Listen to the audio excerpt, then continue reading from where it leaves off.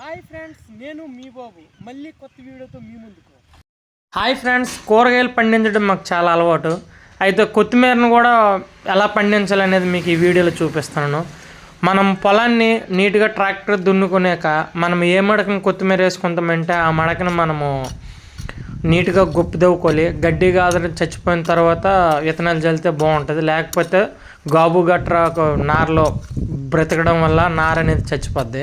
అయితే మా నాన్నగారు ముందుగానే మనం ఏ మడకలు వేసుకుంటాం మొత్తం చిన్న చిన్న బొడ్డుల్లో గట్టి దవ్వాడు.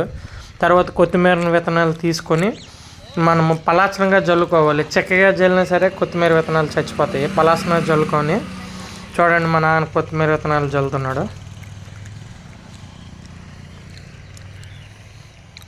పలాసనగా జల్లుకుంటే చాలా బాగానే ఉంటుంది.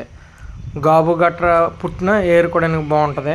విత్తనాలు చూడండి పలాసన జల్లాడు. అయితే అలా మనం విడిచిపెట్టిస్తే చీమలు పురుగులు విత్తనాలు తినేస్తాయి.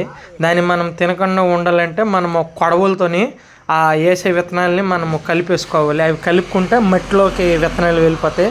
మొలకెత్తడానికి కూడా చాలా ఆస్కారంగా ఉంటుంది. మనము విత్తనాలు జల్లిన నార మొలకెత్తడానికి వారం రోజులు పడుద్ది.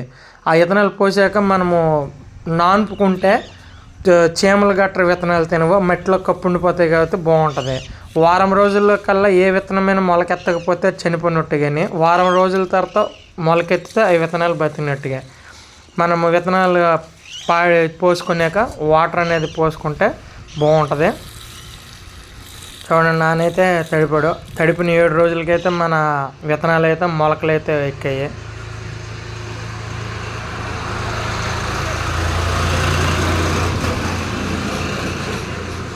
మొత్తానికైతే మనకి ఈ కొత్తిమీర పంట అనేది 21 రోజు నుంచి 25 రోజుల వరకు అయితే పంట మనకు సానుకూలంగా వస్తుంది. చూడండి, వారం రోజులకి 3 వారాలకి మనకి బేసిక్గా అయితే కొత్తిమీర చేను అయితే తయారవుద్ది. చూడండి, కొత్తిమీర చాలా మంచిగా తయారైంది. అయితే గాబు కూడా అలాగే పుట్టింది.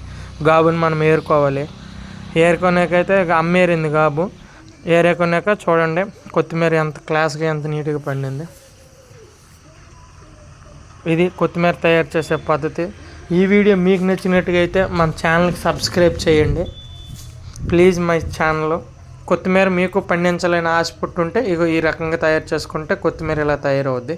ఆఖరికి మనం కొత్తిమీర అమ్ముకోవాలి కాబట్టి కట్టల లెక్క తీసుకోవాలి. నాన్నగారు అయితే కట్టలు ఏరేసి కట్ట 10 రూపాయల కట్టి మనం మార్కెట్కి అయితే ఇచ్చుకుంటాం.